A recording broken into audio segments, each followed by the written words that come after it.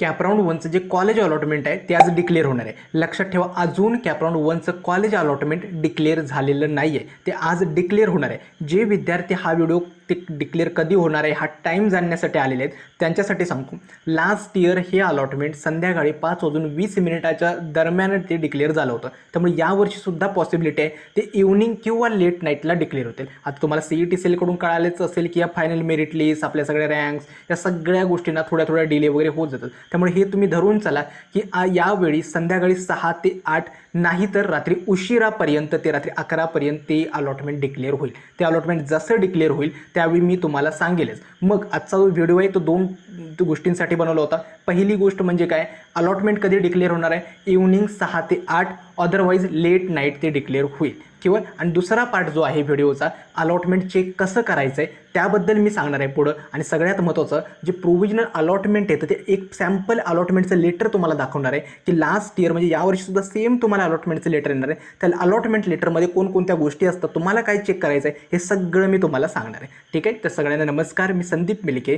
जर चॅनलवरती नवीन असाल तर चॅनलला नक्की सबस्क्राईब करा, कारण का इथून पुढे म्हणजे कॅपराऊंड 1, 2, 3, 4 त्यांचं स्पॉट, IELTS या सगळा कंटेंट याच चॅनलवरती मिळणार आहे. त्यामुळे नक्की सबस्क्राईब करा. तर सुरुवात करूया आजच्या नवीन व्हिडिओला.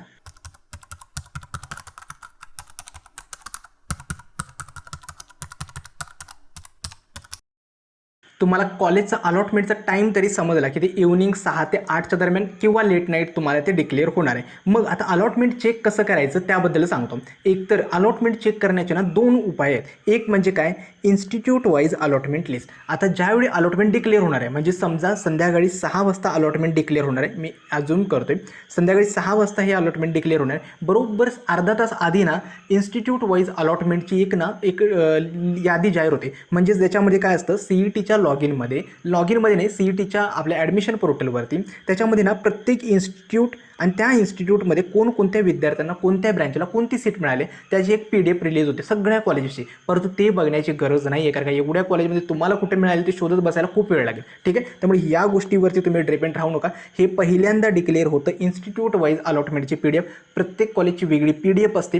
ठीक आहे, एक तुम्हाला लिंक लॉगिनमध्ये दिसते, त्या लिंकवरती क्लिक केलात सगळ्या कॉलेजेसचे अलॉटमेंटची नावं दिसतात. महाराष्ट्रातली जेवढी 380 कॉलेजेस आहेत ते सगळ्यांची नावं दिसतात. तिथं कॅप 1 असं एक कॉलम असतो, त्याच्यामध्ये क्लिक केलात तर त्या डाउनलोड केल्यानंतर त्या PDF मध्ये त्या कॉलेजमध्ये प्रत्येक ब्रँचला कोणत्या विद्यार्थ्यांना ॲडमिशन मिळालेलं आहे कॅप 1ला त्याची सगळ्यांची नावं वगैरे डिस्प्ले होतात. ठीक आहे, हे थोडं हेक्टिक आहे, प्रत्येक वेळी ते चेक करावं लागतं. आणि दुसरं आहे ते म्हणजे काय, डायरेक्ट लॉग इन लिंकसुद्धा डिस्प्ले होते. ठीक आहे, आता डायरेक्ट लॉग इन लिंकमध्ये काय असतं, तर तुम्हाला सिम्पली तुम्हाला काय करावं लागतं, तर आपली ती एक लॉग इनची लिंक असते, त्याच्यामध्ये क्लिक केलं तर तिथं तुम्हाला तुमचा ॲप्लिकेशन ID जो काही EN26वाला आहे तो एंटर करावा लागतो. आणि डेट ऑफ बर्थ एंटर केलात तर तुम्हाला तुमचं प्रोव्हिजनल अलॉटमेंट जे लेटर आहे ते डिस्प्ले होते. ठीक आहे, ही खूप इझी आहे. तुम्ही जसं ते डिक्लेअर होईल ना ती लिंक मी शेअर करेल, ती लिंकवरती क्लिक करा, तुमचं ॲप्लिकेशन ID आणि डेट ऑफ बर्थ फक्त एंटर केलात की तुमचं अलॉटमेंट जे आहे कॅपराऊंड 1चं ते तुम्हाला डिस्प्ले होतं. आता ते अलॉटमेंट कसं असणार आहे ते थोडक्यात मी तुम्हाला सांगतो. आता हे लास्ट इयरचं एक अलॉटमेंटचं लेटर आहे, याच्यावरती लिहिलेलं असतं प्रोव्हिजनल अलॉटमेंट, याच्यावरती लिहिलेलं असतं provisional allotment status for admission to first year engineering. कारण का हे टेम्पररी अलॉटमेंट आहे तुमचं, म्हणजे टेम्पररी म्हणजे फायनलच असतं कॅपराऊंड 1चं. हे प्रोव्हिजनल अलॉटमेंटचं एक लेटर असतं. ठीक आहे, इथं तुमचं जे असतं ॲप्लिकेशन ID जो काय असेल तो एंटर केलेला असतो, तुमचं कॅन्डिडेटचं नाव, तुमचं जेंडर, त्यानंतर तुमचं टाईप वगैरे या सगळ्या गोष्टी आपल्या कॅप रजिस्ट्रेशन आणि डॉक्युमेंट व्हेरिफिकेशनच्या वेळी ज्या असतात त्या सगळ्या इथं मेन्शन केलेलं असतं. आणि इथं सगळ्यात महत्त्वाचा कॉलम असतो प्रोव्हिजनल अलॉटमेंट डिटेल्स, म्हणजे तुम्हाला कोणतं कॉलेज अलॉट झाले सगळे डिटेल्स आहेत ना ते इथे दिसतं.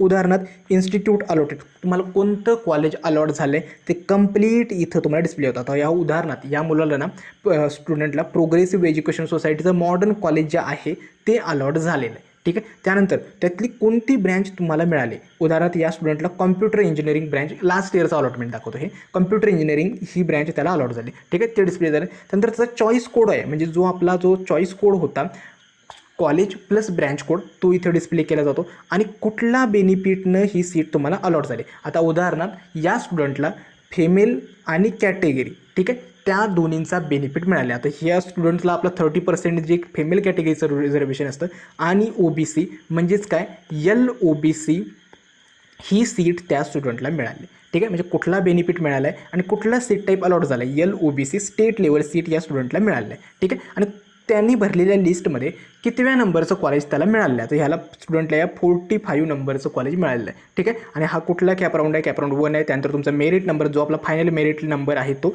आणि तुमचं पर्सेंटाईल या ठिकाणी डिस्प्ले होतं. त्यामुळे इतक्या गोष्टी यामध्ये डिस्प्ले होतात. ठीक आहे, कुठलं कॉलेज मिळालं आहे, तुम्हाला कोर्स कुठला मिळाला आहे, कुठला चॉईस कोड मिळाला आहे, कुठला बेनिफिटने ही सीट मिळाली आहे, सीट टाईप कुठले मिळाले आणि प्रेफरन्स नंबर कुठले मिळाले, या सगळ्या गोष्टी. आता एक गोष्ट महत्त्वाची मी इथं या ठिकाणी सांगतोय, भरपूर मुलांना असं होणार आहे, विद्यार्थ्याची कॅटेगरी आहे GOBC, सीट मिळालेली आहे ही लेडीज SC, म्हणजे सीट टाईप भरपूर मुलांची चेंज होतात. सीट टाईप इग्नोर करा, भरपूर एखाद्याच कॅटेगरीचा विद्यार्थी नसेल तर ती सीट आपल्याला वगैरे मिळते. ठीक आहे, मात्र आपली जी काही कॅटेगरी आहे कॅप रजिस्ट्रेशन अँड डॉक्युमेंट व्हेरिफिकेशनच्या वेळी आपण मेन्शन त्याच कॅटेगरीची फी आणि सगळे बेनिफिट्स आपल्याला मिळणार. फक्त सीट टाईप मे बी भरपूर विद्यार्थ्यांना चेंज होऊन येते. आय होप ही प्रोसेस समजली असेल.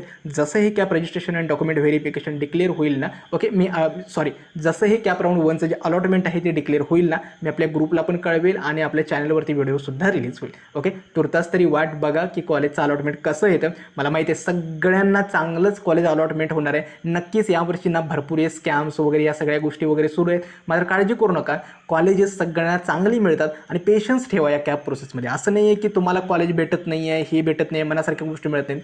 कॅप राऊंड 4पर्यंत व्यवस्थित ट्राय करा, स्पॉट IELTSला ट्राय करा, नक्की चांगलं कॉलेज मिळेल. माझ्याकडून तुम्हाला सगळ्यांना खूप खूप शुभेच्छा. आजचा हा व्हिडिओ कसा वाटतं हे देखील मला कमेंट सेक्शनमध्ये सांगा. व्हिडिओ मी इथेच थांबवतो. धन्यवाद.